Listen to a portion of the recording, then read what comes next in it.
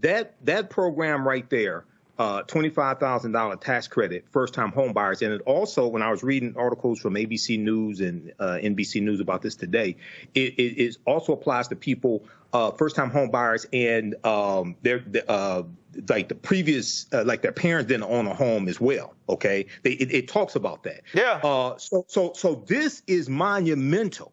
This is monumental. This is reminiscent, and I teach this history. This is reminiscent to post-World War II during the baby boomer, the baby boomer generation. Okay, and homes being made, homes being built in the suburbs, and unfortunately, many African Americans, we were discriminated against when we tried to take advantage of our GI Bill benefits to get the loans to buy those homes in the suburbs. So this is huge, and this will also add to the gross domestic product. This will, and she didn't. I watched the press conference. I watched the speech today. She didn't even talk about how this is going to impact the skilled trades. I used to manage a skilled trades program for a local community college. Okay, you're going to have people going into the skilled trade who will be able to be put to work immediately.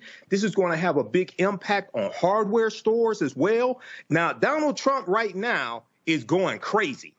I'm telling you right now that he's having a cussing fit because she's blowing him away, and everybody sees how this is going to be important. And one of the things she's going to do is attack, it's the preventing the algorithmic facilitation of rental housing cartels. Okay, and this is a bill she's proposing. Again, let's slow that down, because what people don't understand, when Courtney was on, here's what people don't realize. When she said the people who are buying these homes don't even live in the state, they ain't never even seen a home.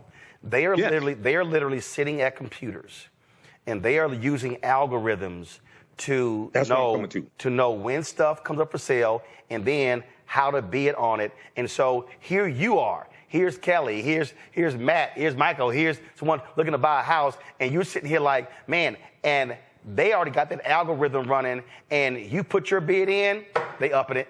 You put your bid in, they upping it. And you don't know what the hell is going on, because they are sitting on private equity money to buy them up because they want renters. Right. That's what I'm coming into. There's a big article from ProPublica from October 15th, 2022 called "Rent Going Up, One Company's Algorithm Could Be Why." And it deals with these algorithms that are being used by the cartels, like she's talking about cracking down on. And this is jacking up the cost of rent, but then it makes it harder for renters to actually save money to even buy homes if homes are available. So she's attacking this from different angles. This is brilliant. Yeah, it is. This is how you win an election. So Vice President Kamala Harris was in North Carolina today laying out her economic proposals, focusing on food prices, taxes, housing, and medical costs, which she says will empower the middle class.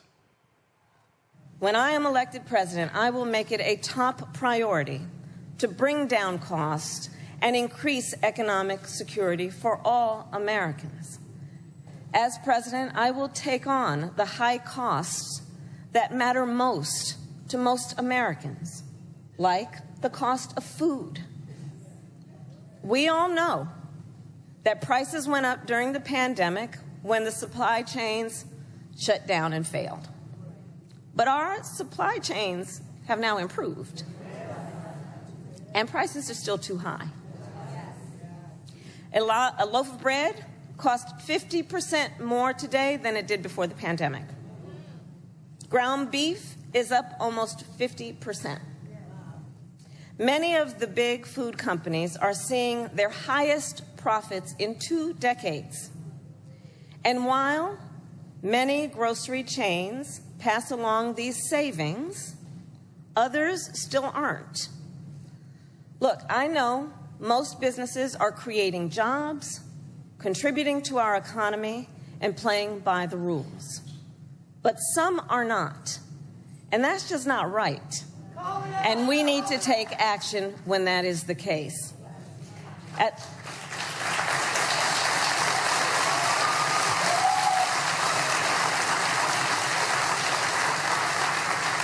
As Attorney General in California, I went after companies that illegally increased prices.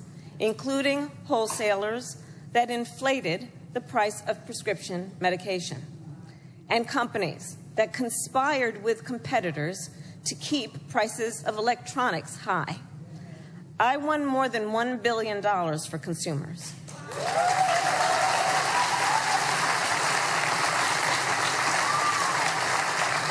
So believe me, as president, I will go after the bad actors.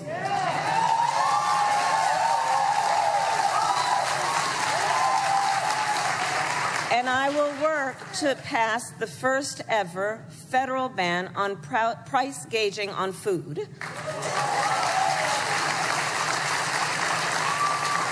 My plan will include new penalties for opportunistic companies that exploit crises and break the rules, and we will support smaller food businesses that are trying to play by the rules and get ahead.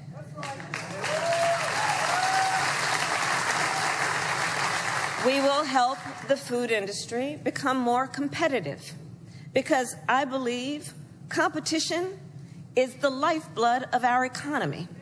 More competition means lower prices for you and your families.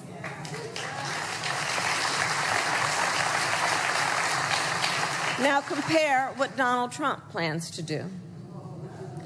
He wants to impose what is, in effect, a national sales tax on everyday products and basic necessities that we import from other countries. That will devastate Americans. It will mean higher prices on just about every one of your daily needs. A Trump tax on gas, a Trump tax on food, a Trump tax on clothing, a Trump tax on over-the-counter medication. And you know, economists have done the math. Donald Trump's plan would cost a typical family $3,900 a year. At this moment, when everyday prices are too high, he will make them even higher. As president, I'll take on the issue of the cost of health care. As Attorney General, I took on insurance companies and Big Pharma and got them to lower their prices.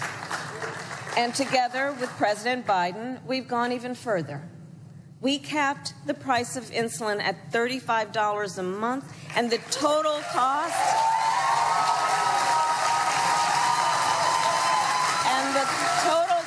of prescription drugs at $2,000 a year for seniors. We let Medicare negotiate lower drug prices for seniors. And just yesterday, we announced that we are lowering the price by up to 80% for 10 more life-saving drugs.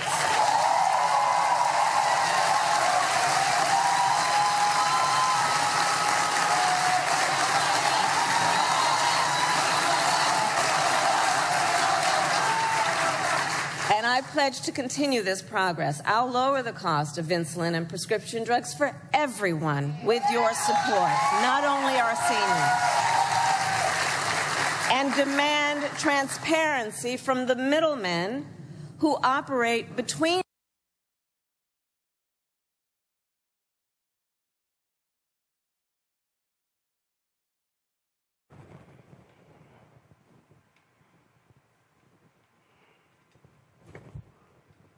All right, folks, just having some issues there with the video of Vice President Kamala Harris. Guys, let me know when we have that taken care of.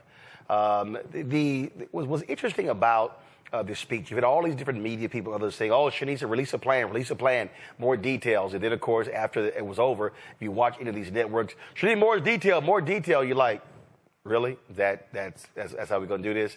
And so that's sort of the thing that you constantly hear. So the first there you heard talking about food prices. Do we have the video fixed, folks? Okay, all right. So we're going to try to get that, because she also laid out what she wants to do when it comes to housing. That, of course, is a dramatic issue right now in this country because of high rental prices Also, you have, of course, lack of affordability in the country, and there are numerous reasons why that's the case that often don't get talked about. And the vice president tried to actually address that by talking about increasing the housing stock in this country. And so we're going to break this thing down because, if you watch a bunch of these other different people, you see them saying, well, this is too progressive, it's not moderate, it's not, she's taking this idea from Republicans, all this sort of stuff along those lines.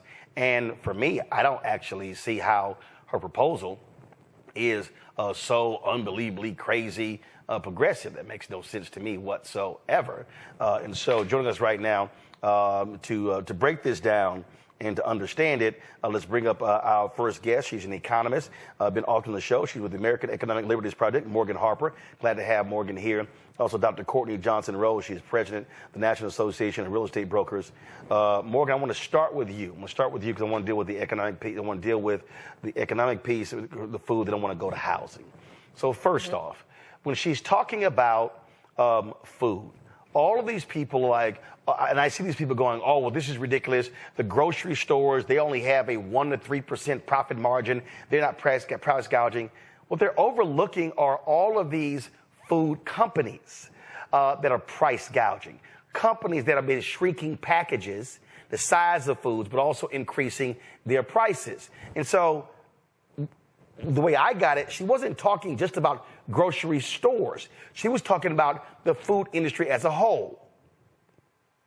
Exactly. And I think she was very precise in her choice of words. She said big food companies. And just like you're saying, Roland, it's like that does not mean that we are talking about our mom and pop grocery store down the street or an independent retailer. In many cases, it might not even mean that we're talking about your local chain per se. We're talking about the giants of the food industry that took advantage of consumers during the pandemic. The Kroger CEO was on the record during an investor call saying that inflation was good for them. It's a chance to raise prices on consumers. They're trying now to merge with Albertsons and get even bigger and lay workers off like they've done before. It's also the food suppliers. And I think this is a critical point. She didn't get into it in the speech, but there's some price fixing going on there, too, with this company AgriStats that the Department of Justice is suing, that they are finding ways to collude with each other to increase the cost of meat. That then where does that cost have to go? It's not just going to stay with the suppliers. The suppliers have to pass it on to us as consumers.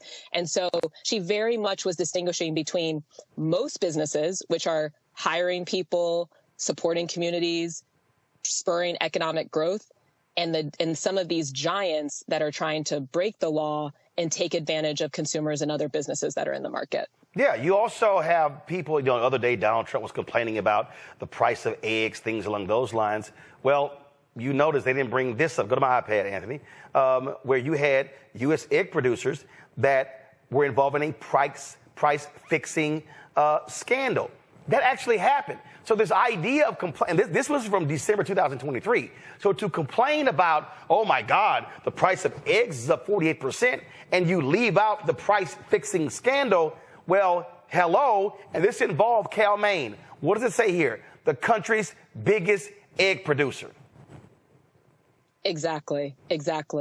And, this idea that this is left or this is Republican or whatever, I think we're entering, and I don't know what you think, I think we're entering this new phase where who cares what you call it? It's reality. It's the reality that most people are experiencing in their lives on a daily basis.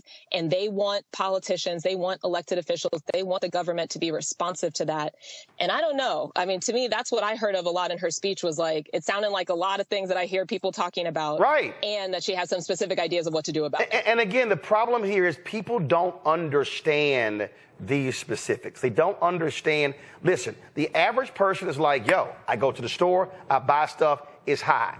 They're not realizing, okay, as you said, the distribution companies, the deliverers, the food companies themselves, these public companies, and also what all these people were trying to do is, again, recouping their money after COVID. All of these things were actually happening. Also, I want to deal with this because she mentioned competition. And you've mentioned numerous times on this show, Kroger, Albertsons, and Robert Rice talks about this all the time as well. When you have monopolies, and not having competition, they're able to increase prices, and you can't do anything about it because they're the only game in town.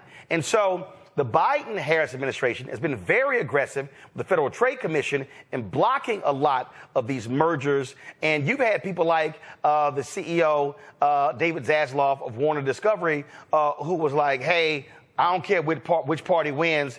I just want somebody to win who's going to allow for mergers and acquisitions, which really means Donald Trump, because they don't want there to be more competition. They want consolidation. They want not monopolies.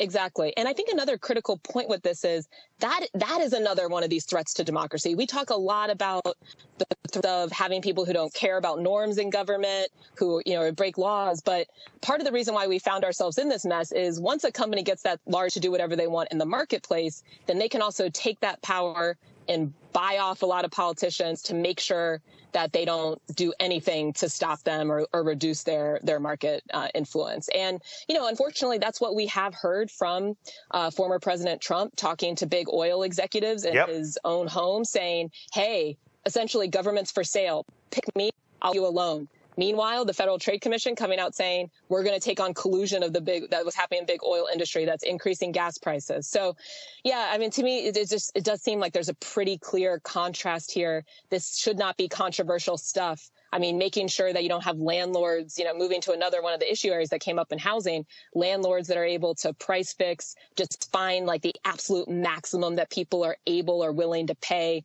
and go there and then spread that information throughout the country. That should not be political. That should just be exactly what it is, which is illegal and stopped. Okay, so let's play the rest of the video because she also got into housing, and I want to move towards that. So go ahead and play it. And I pledge to continue this progress. I'll lower the cost of insulin and prescription drugs for everyone with your support, not only our seniors. And demand transparency from the middlemen who operate between Big Pharma and the insurance companies who use opaque practices to raise your drug prices and profit off your need for medicine. 2 months ago, I announced that medical debt will no longer be used against your credit score.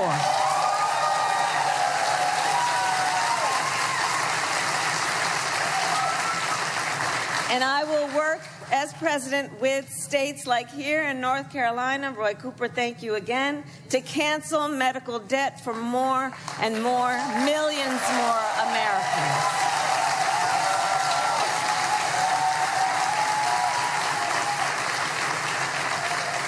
As for Donald Trump, well, he wants to repeal the Affordable Care Act,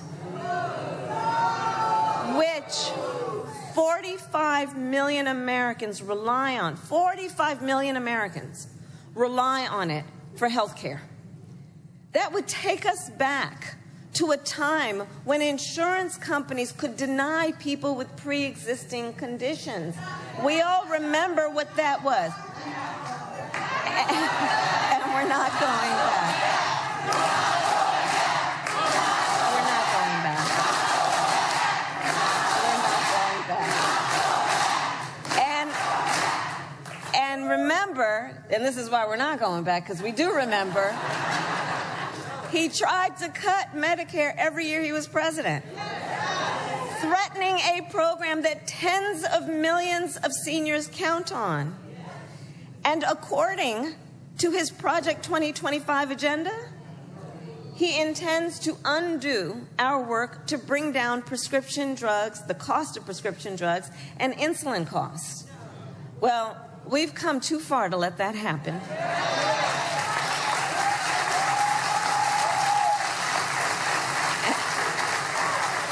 So we're not going back on that, and let's talk about the cost of housing. So now, the housing market can be complicated, but look, I'm not new to this issue. As State Attorney General, I drafted and helped pass a homeowner Bill of Rights, one of the first in America. And during the foreclosure crisis, I took on the big banks for predatory lending with many of my colleagues, including Roy Cooper. and won $20 billion for California families when I was Attorney General.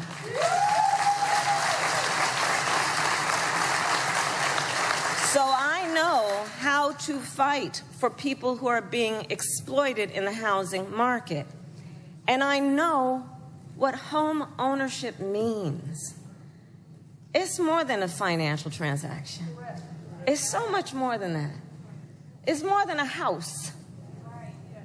Home ownership and what that means, it's a symbol of the pride that comes with hard work. It's financial security. It represents what you will be able to do for your children.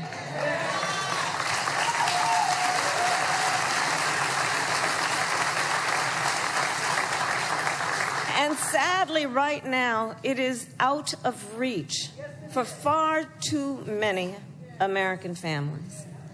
There's a serious housing shortage. In many places, it's too difficult to build, and it's driving prices up. As president, I will work in partnership with industry to build the housing we need, both to rent and to buy. We will take down barriers and cut red tape, including at the state and local levels.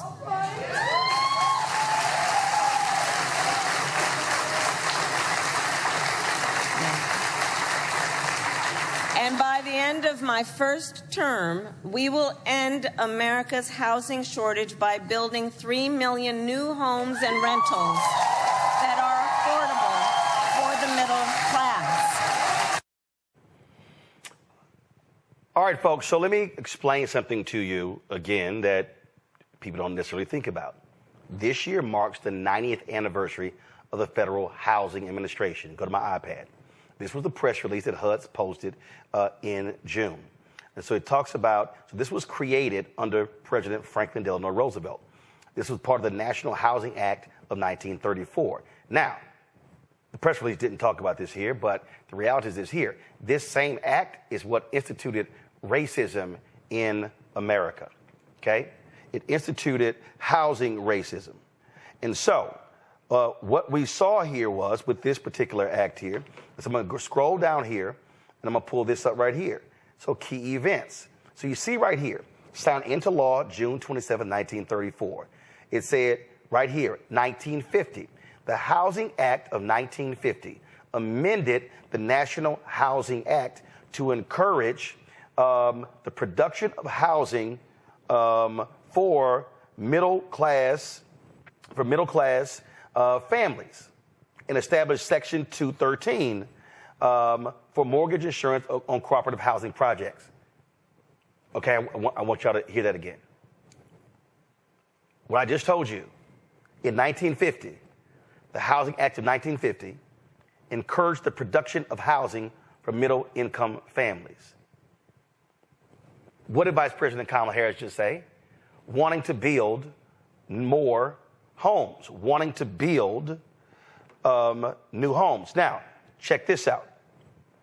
And y'all have heard me discuss this over and over and over again, the housing crisis in America. Go to my iPad. And I've been covering housing my entire career. What you're seeing right here are the number of homes built in the United States between 1900 and 2021. So, if you go to the beginning of the 1900s, okay, you saw 1.78, 2.652, 4.16, 2.67, 4.79, boom!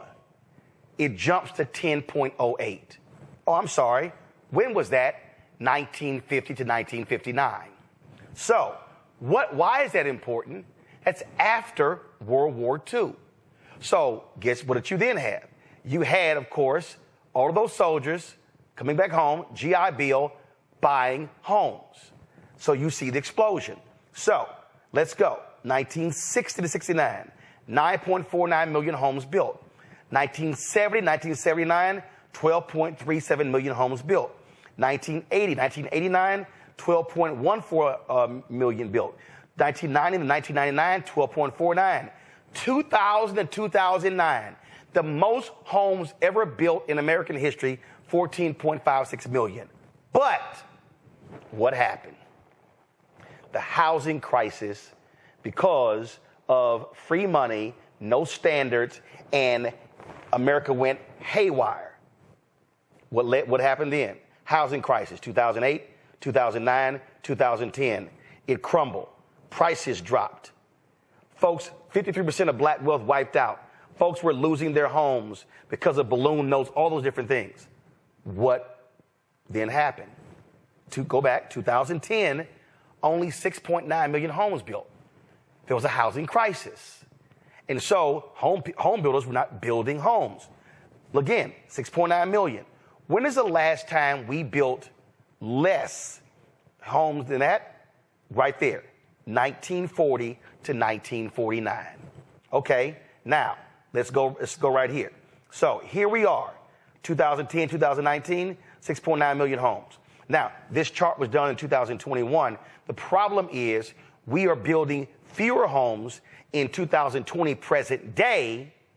So now that means that we have back-to-back decades. Now we're a decade and a half, or we are so far behind of building new homes.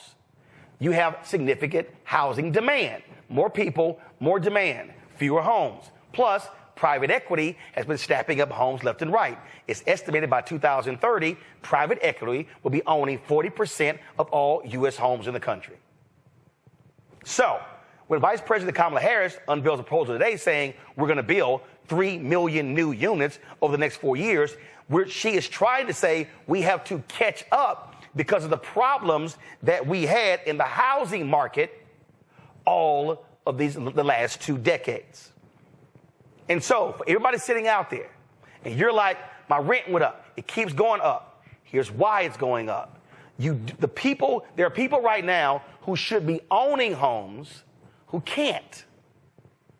Not just because of mortgage interest rates going up, but because private equity has been buying them. Second of all, and my next guest will explain this as well, baby boomers are holding on to homes. See, you got to put all this stuff together.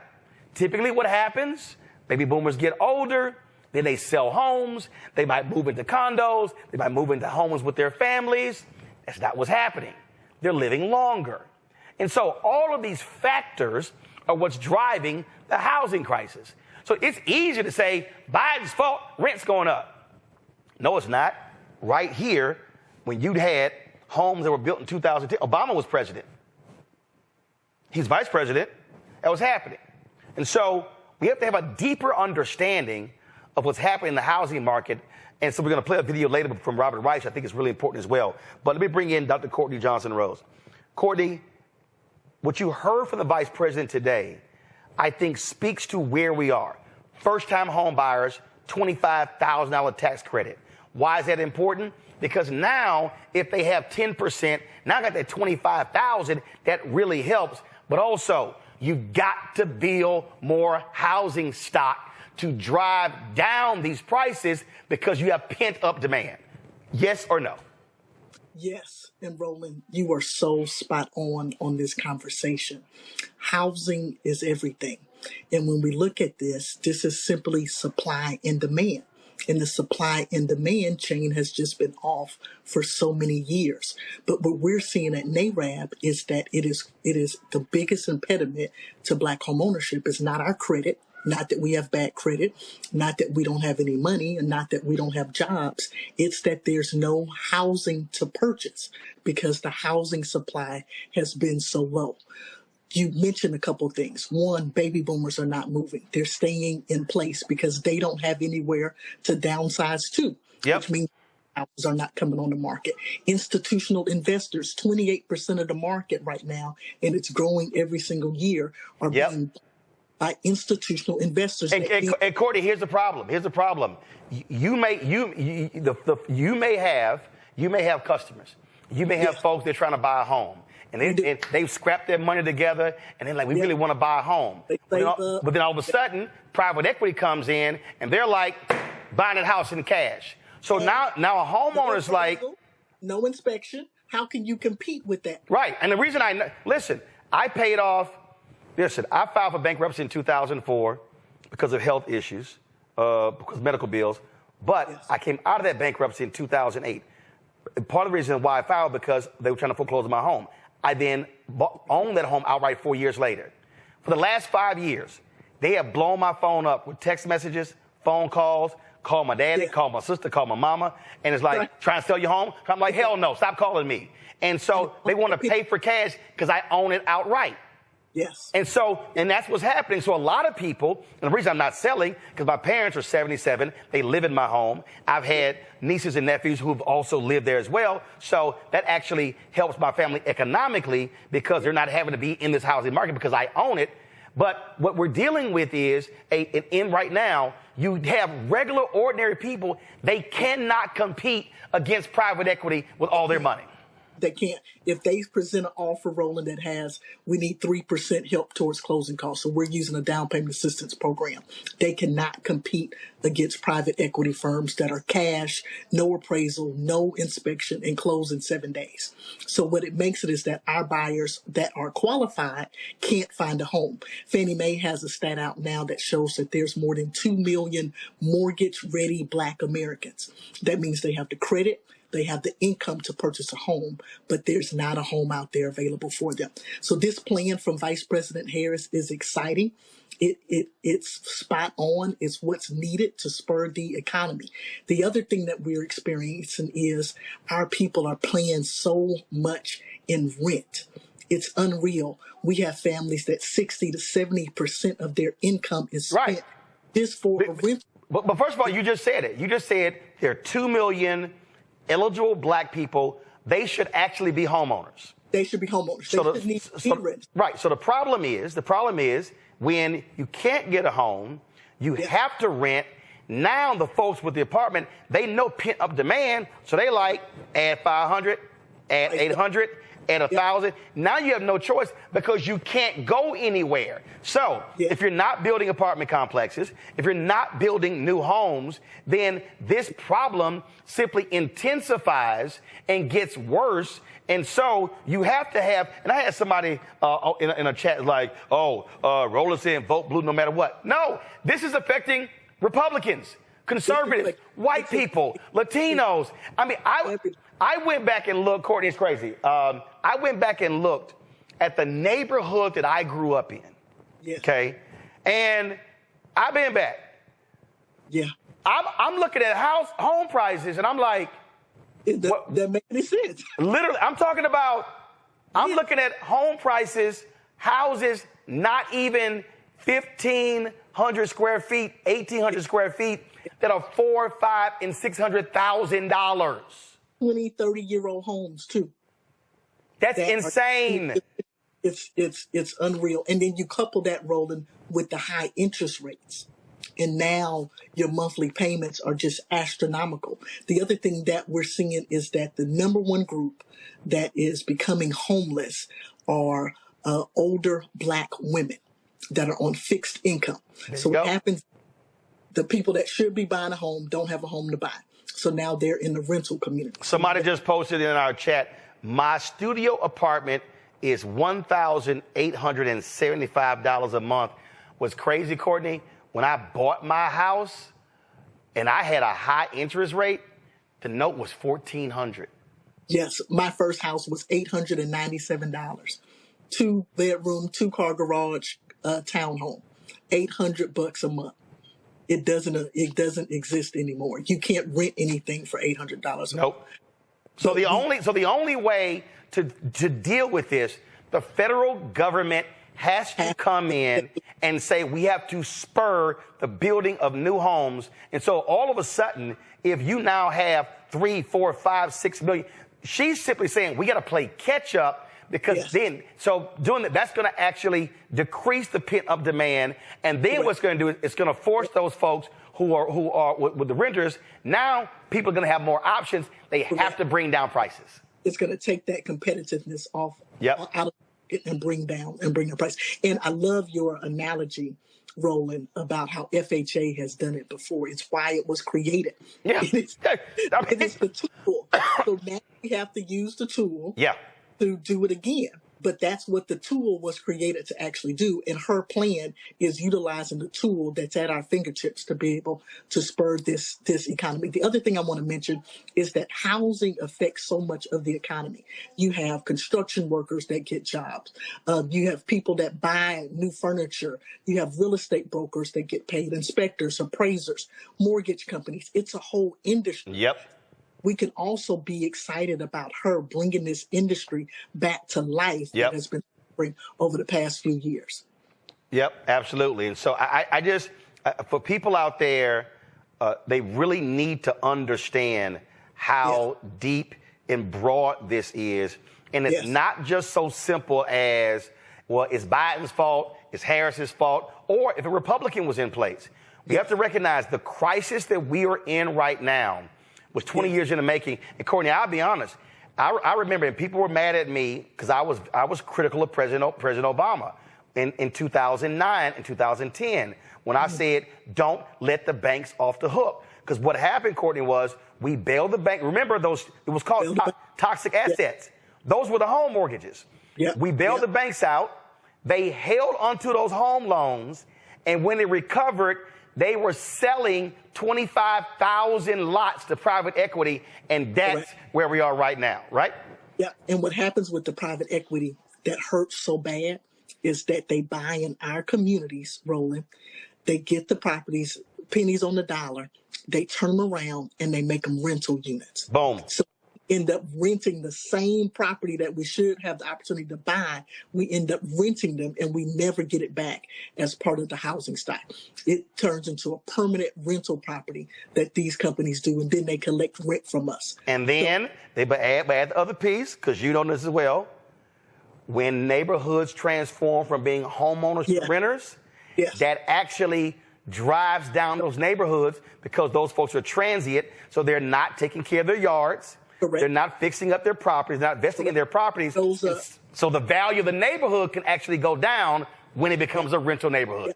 And if you're a homeowner in that neighborhood, now your value is decreased because the institutionalized investors that, by the way, don't live in the same state, by the way, don't keep up the actual property, by the way, use an outside property management company. So that value now is taken away from our communities when there's people that could be homeowners in those properties. Absolutely. So I hope folk first of all, I guarantee our audience got way more out of this than what in the hell they could get on CNN and the rest of these people. Because they're focused on political stuff when, no, this is a real issue when it comes to housing. People's issue. This is, we're so excited to hear it and to hear it being addressed in such a robust way. It is what is needed, and it is what will help communities move forward. And you mentioned this too, Roland. This is not just a Black problem. This is an American problem.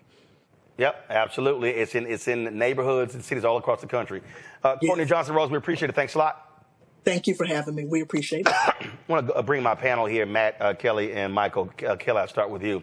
Again, it's amazing when I'm seeing all these tweets and I'm seeing these people on these other networks talking about the proposals and oh my God, and this is just far left stuff. And I'm like, what the hell are y'all talking about? High grocery prices ain't far left. That impacts every single person buying food. Housing crisis ain't far left. So this is the problem with why I can't even watch these people, because they want to see this all through a left-right prism when no, this is truly an American problem. It is an American problem, but I just have to note that it is refreshing to see someone at a podium who not only knows what she's talking about, but is able to explain it, has proof that she has done something akin to this before, and didn't need props regarding Cheerios that she apparently saw for the first time in 20 years. So it is refreshing to see a potential president acting presidential as opposed to a former president who was never presidential in the first place.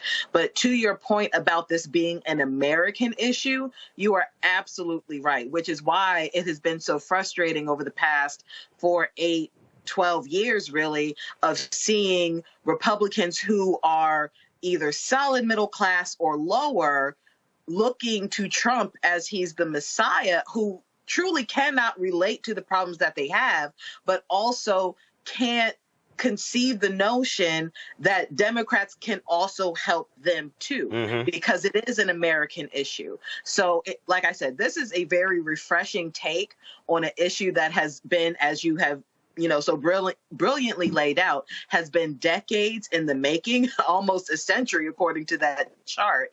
And we actually now finally have a plan to get us across the finish line such that we can actually achieve the American dream, however, it shapes out to be in this new century.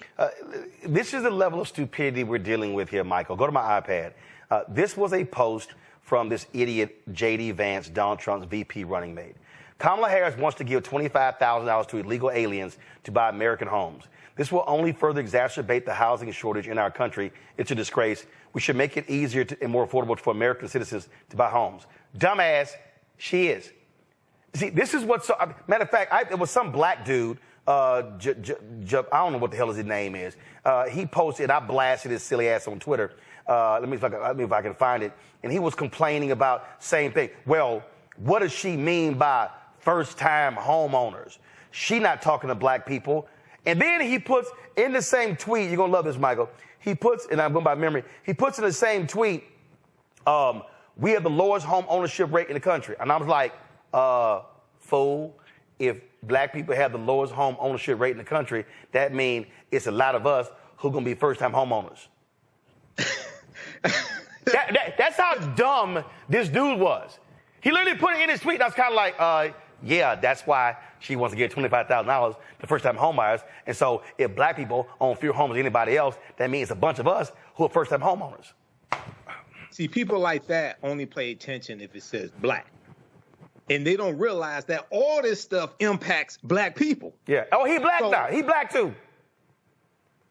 It's going over their head, Roland. It's going over their head. Now, that program right there, $25,000 tax credit, first-time home buyers, and it also, when I was reading articles from ABC News and NBC News about this today, it also applies to people, first-time home buyers, and like the previous, like their parents didn't own a home as well. Okay, it talks about that. Yeah. So this is monumental. This is monumental. This is reminiscent, and I teach this history. This is reminiscent to post-World War II during the baby boomer, the baby boomer generation. Okay, and homes being built in the suburbs, and unfortunately, many African Americans, we were discriminated against when we tried to take advantage of our GI Bill benefits to get the loans to buy those homes in the suburbs. So this is huge, and this will also add to the gross domestic product. This will, and she didn't. I watched the press conference. I watched the speech today. She didn't even talk about how this is going to impact the skilled trades. I used to manage a skilled trades program for a local community college. Okay, you're going to have people going into the skilled trades who will be able to be put to work immediately. This is going to have a big impact on hardware stores as well. Now, Donald Trump right now is going crazy. I'm telling you right now that he's having a cussing fit because she's blowing him away, and everybody sees how this is going to be important. And one of the things she's going to do is attack, it's the preventing the algorithmic facilitation of rental housing cartels. Okay, and this is a bill she's proposing. Now, again, slow that down, because what people don't understand when Courtney was on, here's what people don't realize.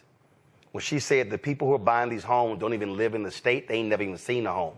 They are literally sitting at computers, and they are using algorithms to know when stuff comes up for sale, and then how to bid on it. And so here you are. Here's Kelly. Here's Matt. Here's Michael. Here's someone looking to buy a house, and you're sitting here like, man, and they already got that algorithm running, and you put your bid in, they upping it. You put your bid in, they upping it. And you don't know what the hell is going on, because they are sitting on private equity money to buy them up because they want renters. Right. That's what I'm coming to. There's a big article from ProPublica from October 15th, 2022 called "Rent Going Up. One Company's Algorithm Could Be Why." And It deals with these algorithms that are being used by the cartels, like she's talking about cracking down on. And this is jacking up the cost of rent, but then it makes it harder for renters to actually save money to even buy homes if homes are available. So she's attacking this from different angles. This is brilliant. Yeah, it is. This is how you win an election. So Matt, here was this fool, Jamal Green. Go to my iPad. This fool tweeted, does anybody want to tell me what first generation is code for? LOL.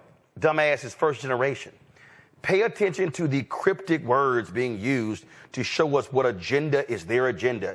Yet you literally have black folks acting like the Democrats will prioritize you when you have the lowest home ownership rate in the country at 44%. Like, stop. See, Matt, the reason I can't stand fools like this here, and I think this fool ran for mayor of Chicago or something, I don't know, but he's stupid. Here's why it's dumb. I remember 2008 having Alphonso Jackson, who was the HUD secretary, on my WVON radio show. And what happened was we had a national standard when it came to these mortgages. Republicans pushed for, what's their magic word? Let's get rid of bureaucracy. Okay, free market systems. So we went from a national standard to a 50-state standard. So that's when it went haywire when it came to doing all these loans. That is what led to this housing crisis. This whole free market capitalism, let's just de-emphasize and let's bring it all down. And what this fool doesn't realize is that is what crashed the market, and that's what caused 53% of black wealth to be wiped out. Under Bill Clinton, we got the closest we've ever had to 50% home ownership. But this is literally how it's gone for black people. Up, down, up, down, up, down. And so you have never had 20 consecutive years of black home ownership growth because you've had these ups and downs with the economy. This is a brilliant plan because you have to attack the housing crisis, which is part of the economic crisis, in this way. Yeah, and, I'll readily concede. I don't understand the economics of everything to the extent I would like to. But one thing I do know is it is often said that a home is the biggest driver for generational wealth, right? So anything that democratizes the opportunity to own a home, particularly for people who have been kept out of the process en masse, i.e. us, black people, then I don't think that's a problem. But I think part of this really is a philosophical issue.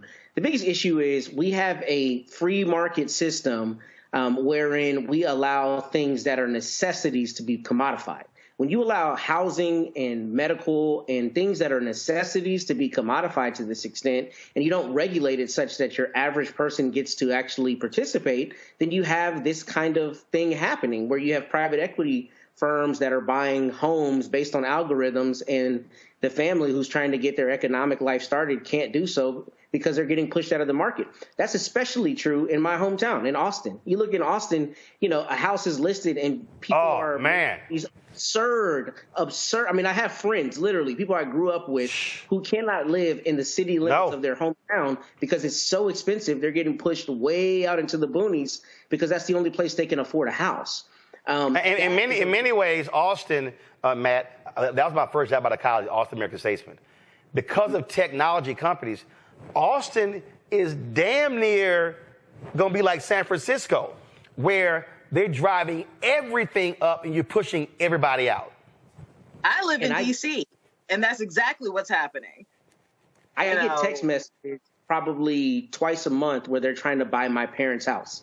The little house I grew up in that was at the edge of town when they graduated from the University of Texas. My sister and I grew up there. They still live there. The house is very small, and they will offer crazy money to buy it because it's in Austin. They know how hot the market is, and they know that they can resell it and make money. And the bigger issue is when we allow basic necessities to be commodified to this extent, then it pushes people out. And you know, the philosophical idea of free market is fine, but the problem with that is we know that's disingenuous because we bail out banks, right? We bail out those who are too big to fail or whom we find there's some economic benefit to save, but your average consumer doesn't always get that fail safe. So any program that tries to allow the middle class to really participate and have those entrees to economic freedom and economic longevity are good things. And I think that comes with some amount of regulation. And one thing I want to say on that is people always say, oh, that cost is going to be put on us. That cost is going to be put on us. It will be. But if that cost is small, if it's marginally felt for each individual taxpayer,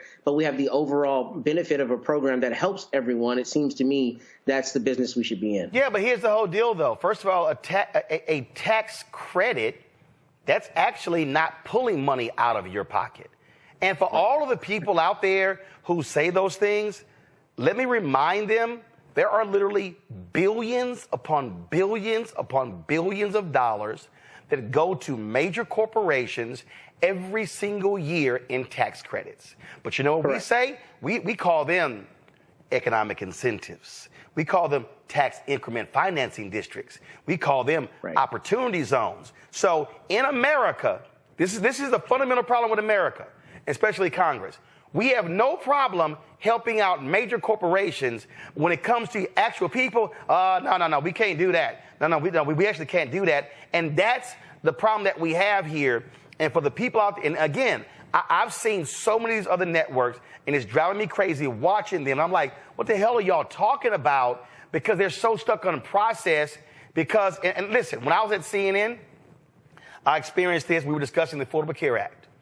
And what drove me crazy, listen to all these people. We were on the air, and they were talking about this, that, and they were going process. And I'm sitting here, and I'm watching it. And I remember it was around the Olympics. And I remember Wolf Blitzer made some, I think Obama, he moderated some discussion, and Wolf Blitzer made some comment about, and he used the gold, silver, and bronze analogy. And I was trying not to clap back hard on Wolf, but I said, I'm sorry, I can't sit here and use sports language to discuss health care. I said, I had to file for bankruptcy because of health care, because my appendix ruptured and I had no health insurance and I couldn't afford COBRA when I lost my job. I said, so I'm sorry, I'm not playing with this issue. And I remember sitting with the worldwide CEO of CNN, Jim Walton. And I said to Jim Walton, I said to John Klein, the president of CNN US, I said, can y'all stop talking about the Affordable Care Act as a process? Can you actually talk with people who have health issues, who are dealing with this here? So when we're talking about this stuff, this is affecting real people. And so I'm not calling what she laid out far left and just crazy and all that sort of stuff. This is not far left. This is actually real. And because I own that home in Texas, my parents have lived there the last 10, 12 years. So that means that they aren't having to spend 70% of their fixed income on housing because they're just dealing with upkeep.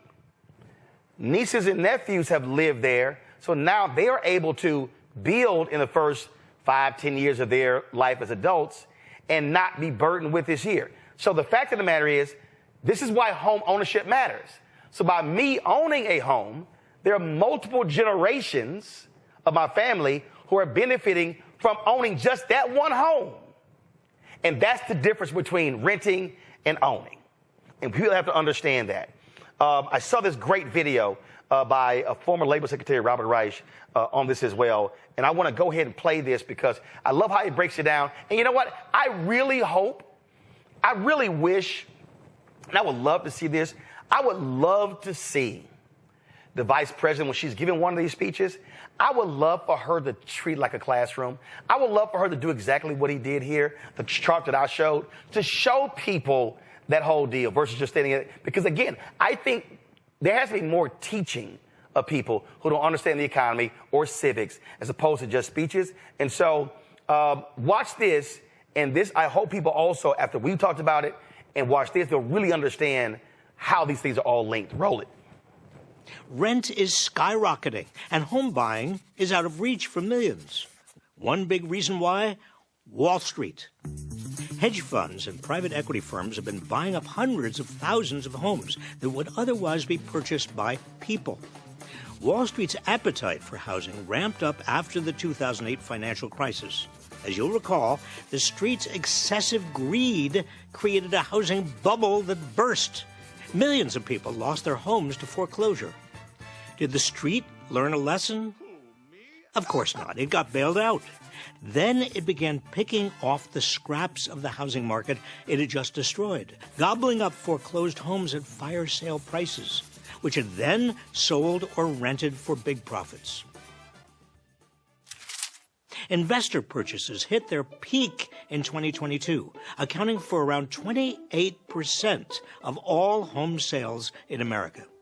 Home buyers frequently reported being outbid by cash offers made by investors. So-called iBuyers used algorithms to instantly buy homes before offers could even be made by actual human beings.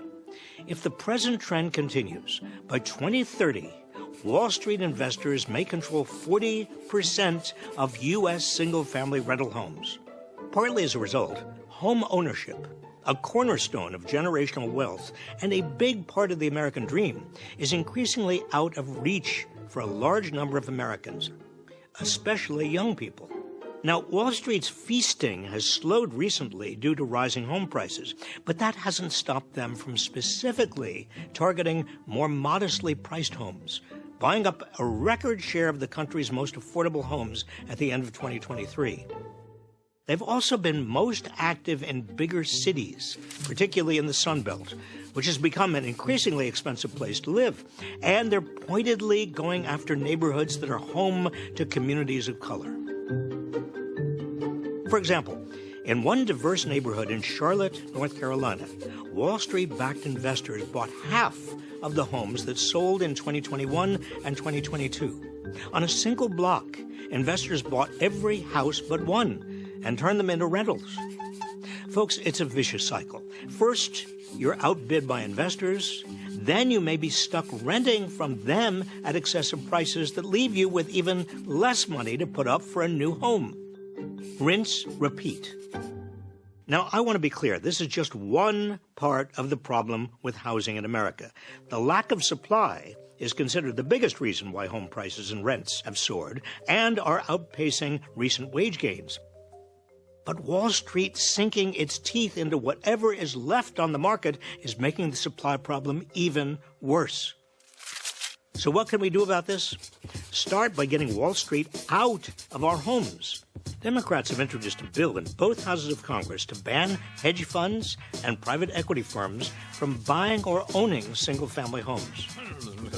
If signed into law, this could increase the supply of homes available to individual buyers, thereby making housing more affordable. President Biden has also made it a priority to tackle the housing crisis, proposing billions in funding to increase the supply of homes and tax credits to help actual people buy them. Now, I have no delusions that any of this will be easy to get done, but these plans provide a roadmap of where the country could head under the right leadership. So many Americans I meet these days are cynical about the country. I understand their cynicism. But cynicism can be a self-fulfilling prophecy if it means giving up the fight. The captains of American industry and Wall Street would like nothing better than for the rest of us to give up that fight so they can take it all. I say we keep fighting.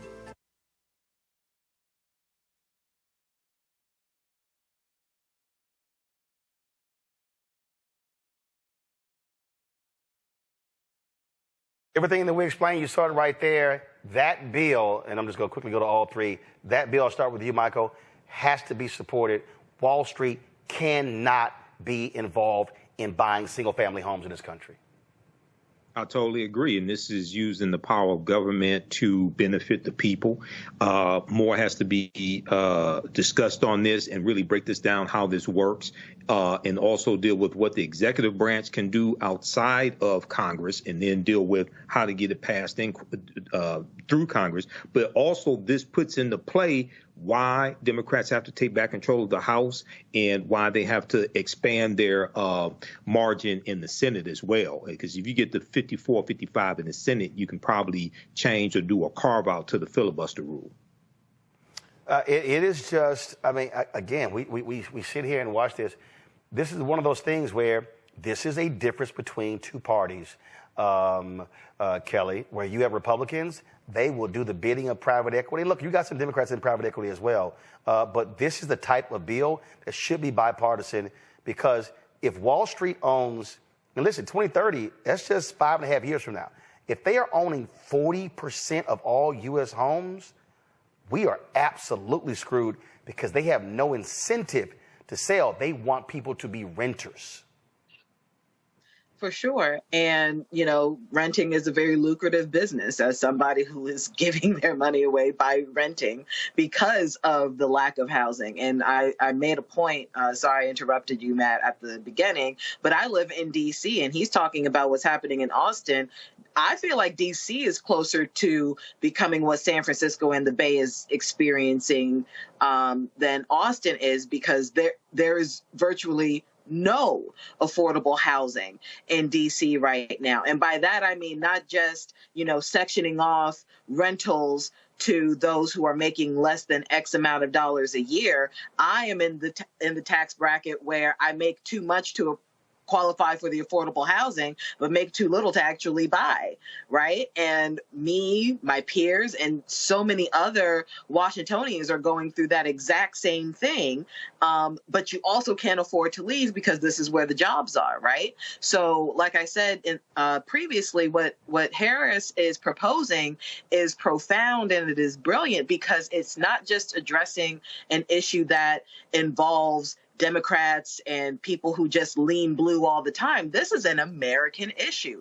This is something that is happening to everybody. And in fact, if I recall correctly, this is really happening to Trump's voter base and a lot more and there are a lot more dire straits than the demographics that are voting blue. And yet they are voting for Trump because that information isn't getting to them in a way that, you know, is frankly opening their eyes, right? You know, and that's a layered conversation in and of itself.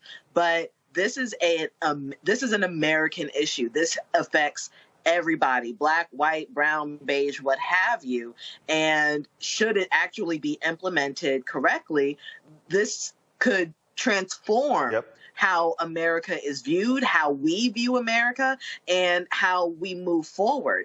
To Michael's point, this is also why we need to vote up and down the ballot. This is not a vote just for Harris. We need to look at our Senate. We need to look at our Congress. We need to look at our local elections that are up right now, because all of that needs to happen in a way such that she can do her job so that we can live the way that we need to live and want to live as Americans in this country. And see, Matt, the Washington Post, they put out this editorial: "The Times demands serious economic ideas. Harris supplies gimmicks."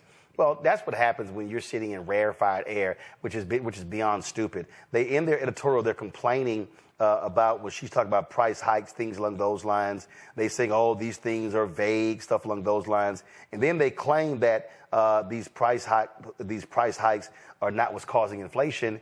That's absolute BS. And not only that, here's the other thing that these folks don't want to deal with. And again, I get how Americans operate. This guy put out this post right here, and he said, Bill Prady, he said, someday some reporter will figure out how to explain to the American public how post-COVID inflation was a worldwide phenomenon caused by pent-up demand, and that the Biden-Harris administration handled it better than every other country. And so he shows a chart here from the Council of Economic Advisors, and it shows you Italy, UK, Germany, Europe, France, Canada, Japan. The United States has been able to lower inflation to a lower level than any of these other countries. People can't, I guess what drives me insane, Matt, are these people act like COVID never happened. They act like 2020, 2021, and 2022 didn't exist. They literally act like, well, Trump said gas is $1.87 because no one was driving. They act like, people were actually at home buying things. I had a cam link, and I have it in my bag. It allows you to connect your camera to your computer to live stream. That cam link is like $130. During COVID, it was $1,200 because there was scarcity. So we went through scarcity. We had supply chains. Nothing was being made. Nothing was being fixed. I had a Sennheiser microphone. I need to be repaired. They were literally like, yo, hit us next year because nobody's at our factories. And so that's also what is maddening, this idea that that never happened. So I don't understand why inflation is so high. I don't understand why these are happening because we literally had a worldwide damn pandemic the first time in 100 years. Yeah. I mean, I don't think I even really need to opine on that because I think you're right. And I think that revisionist history allows people to cast policy and economic conversations in whatever confines they want. But all I'll really add to this as it relates to, the way I've seen this covered is it's interesting that you brought up that Washington Post editorial because I didn't get a chance to read the actual article. But The Atlantic put out what I thought was kind of a hit job headline about Vice President Harris's policies, just basically saying something to the same effect. I saw it. Policies, and I don't remember the words they used. I don't want to mischaracterize it, but it was just something attacking that. And what I've seen even more insidious, if you will, is from some of the other news outlets. They have characterized such policies from both Vice President Harris and Mr. Trump as, quote, populism. The reason I think that's problematic is because populism means a certain thing and it has a certain connotation. Yep. But as we've been discussing during this segment, this is about people. And what we forget with our government is we give all these dignitaries this power, and we parrot their talking points and all this stuff, but they work for us at the end of the day. And if people can't buy a house, if they can't go to the hospital when they get sick, if they can't afford to get sick, if they can't afford their food, we have a fundamental problem in this country, no matter what your ideological position is. And it should disgust you that there are people who are ardently opposed to the idea that people should be able to own and purchase a home when we know that is the primary economic vehicle for generational wealth. I mean, we have a sick delusion in this country where we take talking points and philosophy over people and what happens to them. So the idea that you'd even characterize this as populism as opposed to a necessity for people who need to buy homes and who need to get health care and all the other litany of things that we've allowed to just run amok with commodification is disgusting. And that is the American problem. The idea that we talk about freedom, but we don't ever say that farm subsidies are welfare. Boom. Call it that. When we tell a corn producer, don't produce so your price stays at a certain level and keep driving that Ford F-350 off of government subsidies, but we castigate the black person who lives in inner city, wherever, who needs help, right? That becomes the face of it. That's who we should be helping, not a farmer who in a free market can't afford to keep their prices right. I mean, the reality is just the ideology runs amok and people don't think about what is actually happening on the ground. So the idea that there's legislation that either side wouldn't support that helps your average American family buy a house is disgusting, and they need to be taken to task for that. And we as people need to stop allowing this ideology to drive what happens in the halls of power. They work for us. We don't work for them. And if they aren't working for us, the system has to change. And that's why you mentioned The Atlantic. I criticize the Washington Post. This is also what happens when media elites are opining on stuff and they're not understanding regular, ordinary people. Listen, somebody could say, oh, well, you're a media elite. But let me tell you something. When I was on that air, I talk about what that bankruptcy was like, what it was like sitting in that hospital, having those real conversations. And that's the fundamental problem that we're facing. We're not seeing those type of discussions. Got to go to break. To visit our website, AfricanHistoryNetwork.com, AfricanHistoryNetwork.com. Register for the online history classes that I teach on Saturdays and Sundays. Register for the online history classes that I teach on Saturdays and Sundays. Sundays is Black Resistance Movements. from Christopher Columbus to the Haitian Revolution and the Black Power movement, 1492 to 1968. This is a 10-week online course. And we go through and look at history leading up to the Civil War. We look at hundreds of years of history, and we look at what happens to us after slavery ends. And we look at the Jim Crow era, Reconstruction, Civil Rights Movement, Black Power Movement, Great Migration, and look at history, look at the laws and policies put in place that brought us to where we are today to understand where we need to go from here. Okay.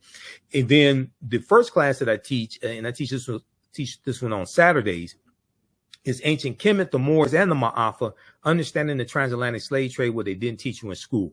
Now, this class, we deal with thousands of years of history and what leads up to the transatlantic slave trade taking place. This is a 12-week online course.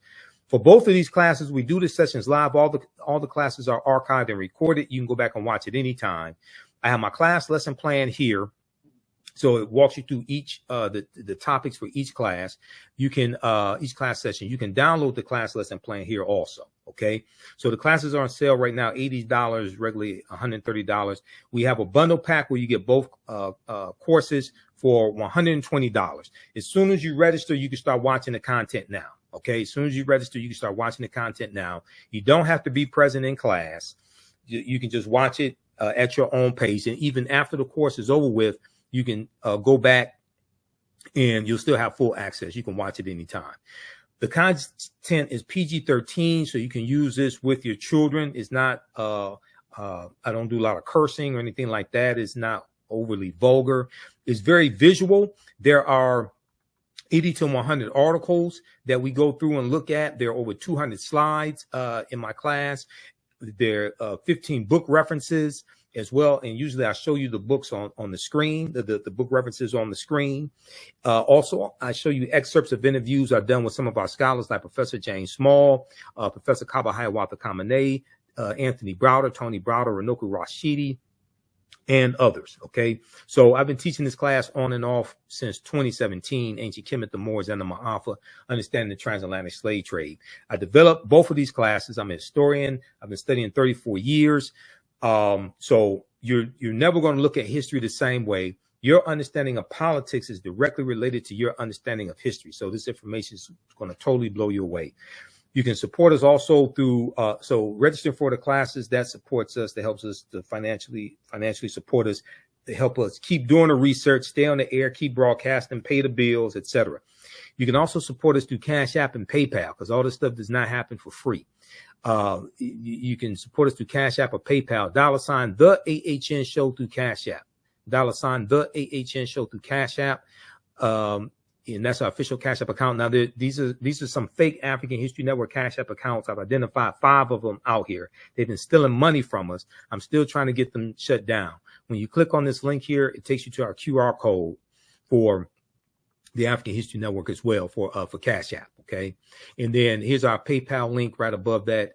You can click on that also. So if you want to support us, $5, $10, $15, $25, $50, $100 or more, that definitely helps. Okay. Because it takes a lot to do the type of research that I do and pay for all of these services.